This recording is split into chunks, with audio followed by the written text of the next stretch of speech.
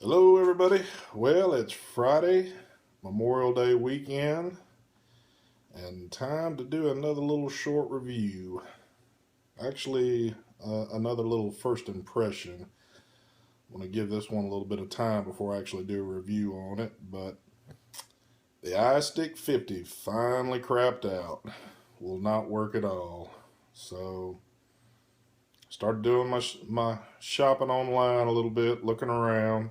Swore I wasn't going to do another internal battery device, but had seen a video on this new MVP that was coming out, the 60 watt, and uh, with the track record that the MVPs have, I'm hoping I've done right. Haven't heard a bad thing about them. I hadn't heard any bad things about them, other than the fact that they're a little on the heavy side. They're not as aerodynamic as what the iStick 50 was, but and I wanted to get on here too and kind of bad mouth E-Leaf a little bit, but it is what it is.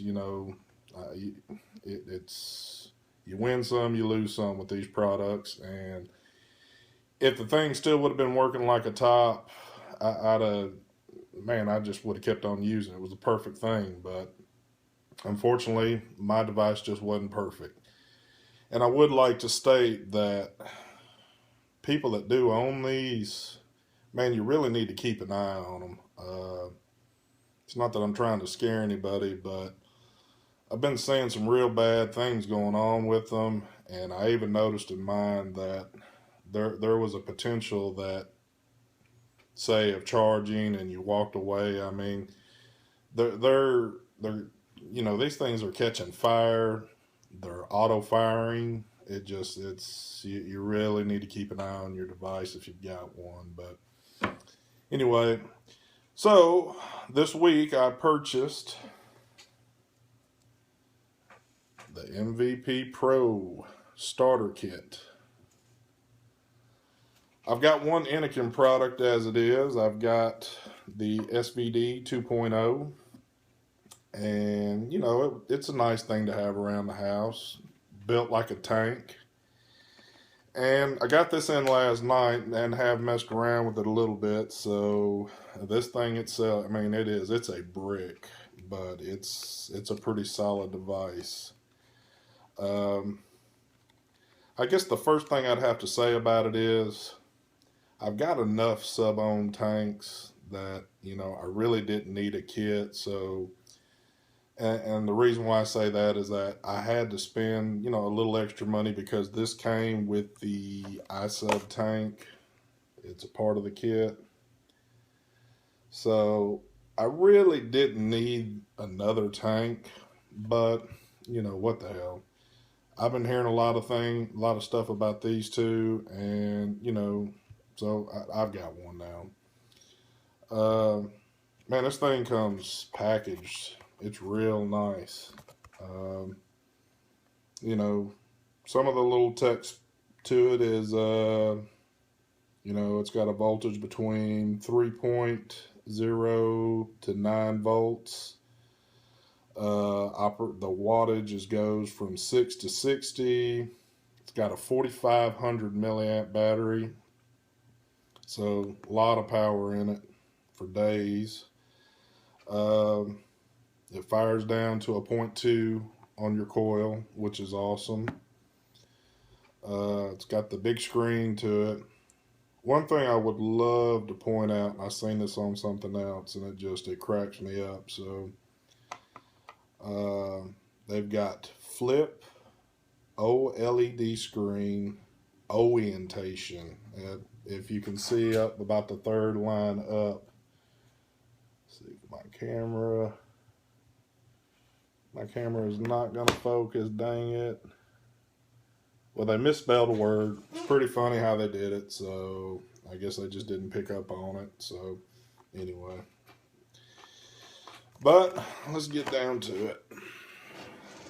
Like I said, it comes in this nice plastic tray. It looks like they've always come in these. So here's the unit itself. It's got a nice. Oh, my camera's going to play heck with me today.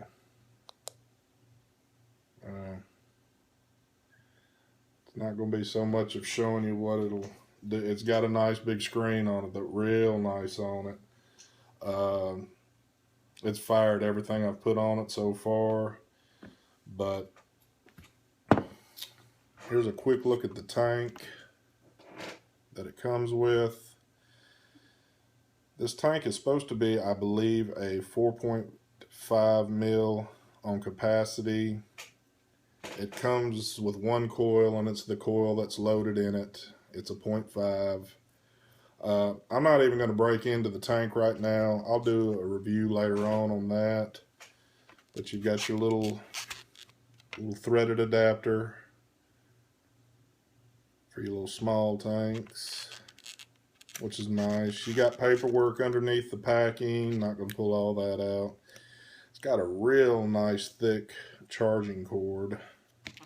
So, like I said, you've got, of course, you've got the famous little charging system down here, really for your, you know, if you got the Android phones and all that, or you can charge another device with it, you know. Lucky y'all. Folks like us with iPhones, we just have to kind of keep rolling the way we're rolling. Other than the fact that it does have a USB port at the bottom that you could plug in your Apple cord to that and charge your phone off if you need to. I've got a 6 Plus, so I get battery life like crazy out of that anyway, so I really don't need it. But I'll tell you, I'm just going to throw a few devices on. And like I said, first impression today, it's not about actually doing a review on it yet. I want to run it for at least a week or two and give you a good impression. First tank I'm going to put on here is the Freemax Star. Really been loving this tank. The ohms reader on this is awesome too. It's a 0.25 coil, and that's exactly what my ohms is showing on here, which of course my camera is not going to focus in on. Sorry about that, everybody, but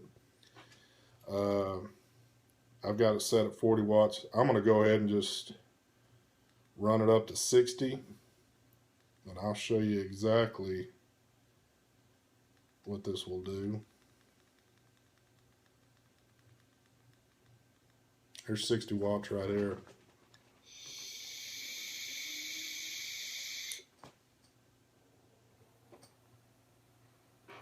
Man, just dead on.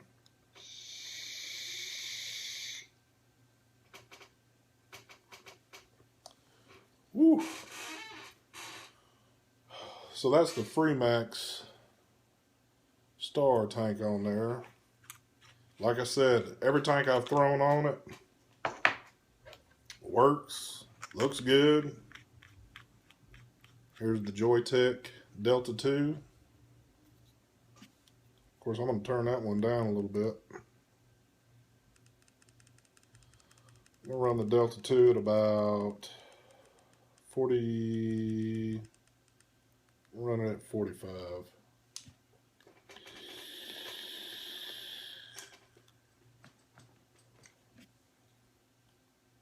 Open that up. I hadn't ran this tank in a little while.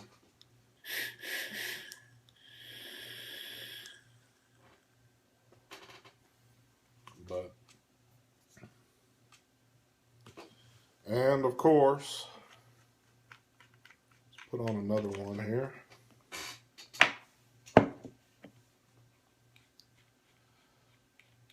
Like I said, and the ohms reader on this is so accurate compared to a lot of other devices out there. Other devices seem to want to run it maybe a point higher.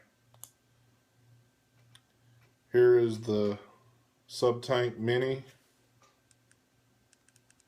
Of course, I'm going to bump it down to 30. It's reading a 0.56 on here. So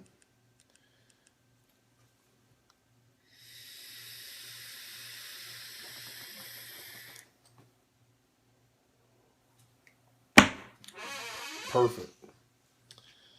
I really do like this device. I got mine in the silver. They offer 5 colors. They've got a gold one out there. It's a little too blingy for me, but it almost has a honeycomb print to it, where this is just has a stippling all over it. But of course, they have the silver, black, blue, and a pink. But man, it's well built. I've seen a lot of reviews of people saying they've dropped theirs a bunch of times. I've seen one guy say that he went kayaking with his and got it wet and everything out, and it works like a champ. So I think this is going to be a good one to have in the fleet. So trying to think if there's anything else at this point in time I can tell you on it. I got mine, by the way, from MVS, my vapor store. They were the only ones that I had it on Monday that I could find that was in stock. The only place I could find it. Like I said, they were only selling it as a starter kit. It went for $74.95. So, like I said, I'm kind of curious to see what the price would be without the iSub tank that comes with it. But if it wasn't going to be that much of a difference in price, I probably would have done it anyway just to have another tank. But yeah, it's nice. I really do like it. I'm hoping the quality and the lifespan I can get out of this is like everybody's getting out of their older MVPs. But yeah, if y'all are interested in this, just stay tuned with me. And like I said, probably within the next 2 weeks, I'm gonna do a little bit more, not so much more an extensive video on it, but just kind of let you know where I'm at with it and see how it's been running. I don't think I'm gonna have any problems out of this one though. But definitely a nice kit if you're looking for something. Man, it's good for beginners, advanced, however you're doing it. It's free max though. Whew, man, it rocks on here.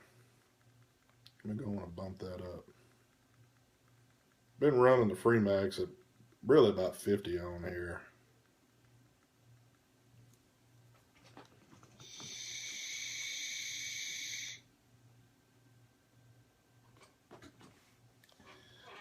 And that's a good looking setup right there too.